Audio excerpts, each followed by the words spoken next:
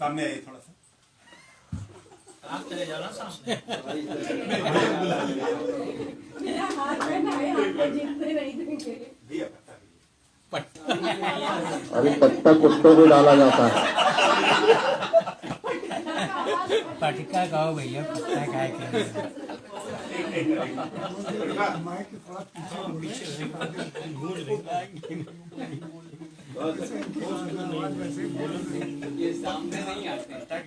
सामने नहीं आते। मुझे कुछ बात करनी है अपनी संस्था के संदर्भ में। ये संस्था जैसा कि आप लोग देख रहे हैं कि नवा सम्मान समारोह और स्थापना दिवस मनाया जा रहा है। ये संस्था इससे और भी पहले यानी 8 वर्ष इसको हो चुके हैं और 8 वर्ष और पहले इस संस्था का गठन, तब उसमें आदर्श शब्द नहीं जुड़ा हुआ था। वो गुरु वासरीय गोष्ठी के नाम से प्रसिद्ध थी, लेकिन उसमें जो लोग जुड़े हुए थे वो स्वयं में आदर्श थे। आदरणीय मधुकर अस्थाना जी, आदरणीय विभोर जी, निर्मल शुक्ल जी, श्याम नारायण श्रीवास्तव जी, बसंतराम दीक्षित जी, जियोलाल जैन जी और बाद में अग्निहोत्री भी जुड़े। बाद में हमारे आदरणीय दुबे जी उसी समय से हैं। तो बाद में जब 8 वर्ष हो गए तो 8 वर्ष बाद ये आदर्श गोष्ठी यहाँ पर व्यवस्थित हुई। पहले इन 8 लोगों के घरों में ही हुआ करती थी, बदल के, और उस समय कोई अध्यक्ष और महामंत्री नहीं था, केवल संयोजक हुआ करते थे और वो हमारे आदरणीय मधुकर अस्थाना जी थे। बाद में विधिवत कार्यकारिणी का गठन हुआ, आदरणीय दुबे जी अध्यक्ष और हमारे महामंत्री डॉक्टर सरस जी हैं। ये संस्था को 16 वर्ष हो चुके हैं। ये 16वीं संस्था है। एक वो कव्वाली में भी एक वो 2 पंक्ति कही, 16वां साल जब से लगा है, घर से बाहर निकलते नहीं है। उनके पाँव में मेहंदी लगी है, आने जाने के काबिल नहीं है। तो ये संस्था अब 16वीं हो चुकी है, अपने पूर्ण यौवन पर है। और आप सब लोगों का आशीर्वाद, आप सब लोगों का स्नेह, आप सब लोगों की सहभागिता इस संस्था में जो 4 चांद लगा रही है, वो हम लोगों को हमेशा प्राप्त होती रहेगी। आप लोगों का सहयोग मिलता रहेगा, ऐसी मुझे आशा है। विवेकानंद जी का आज जन्मदिन है। विवेकानंद जी का रूप आपने बहुत देखा होगा, वेदांत दर्शन से लेके उनके उपदेश, उनके हिंदू धर्म दर्शन का जो विश्वविख्यात जो कनाडा में हुआ, अन्य देशों में हुआ, एक रूप वो विवेकानंद जी का ये भी था कि हम लोग कवि हैं, तो उनका एक कवि रूप भी है जो शायद आप लोगों को, बहुत से लोगों को मालूम नहीं होगा।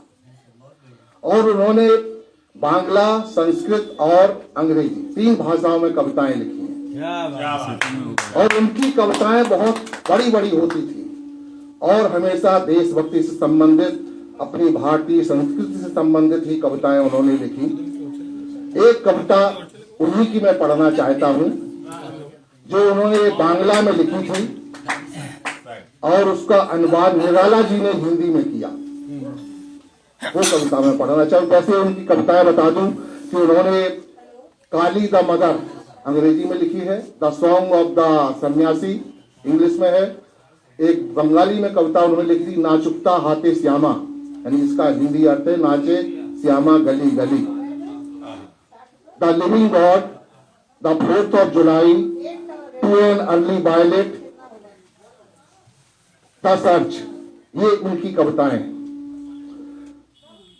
गाई गीत सुनाते तो माए, ये बांग्ला गीत है उनका। एक कविता काली द मदर इंग्लिश में है, जिसका उन्होंने निराला जी ने जिस अनुवाद किया था, उनकी कविता मैं पढ़ रहा हूं। देखिए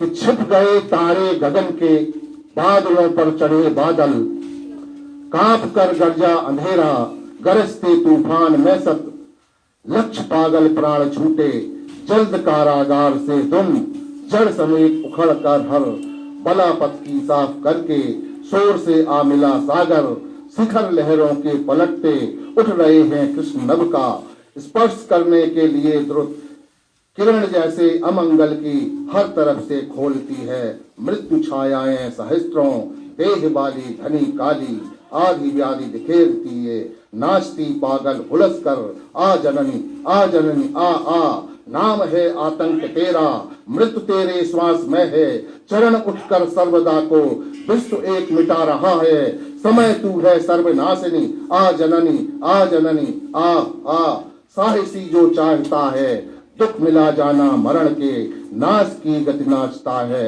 माँ उसी के पास आई। धन्यवाद। जय हिंद जय भारत। बहुत ही अच्छा वक्तव्य और काव्य पाठ सर का। एक बार जोरदार तालियां पुनः बजा दें आप सभी लोग, क्योंकि हम लोग मंच की तरफ बढ़ रहे हैं, इसलिए तालियां बजवाइए। थोड़ा सा राहत मिलेगा कि हम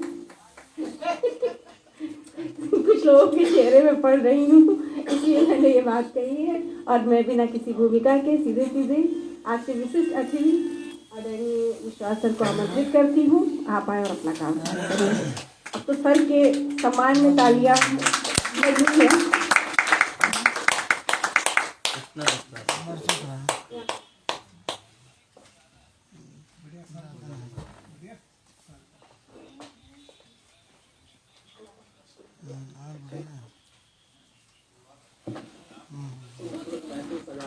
देखना भाई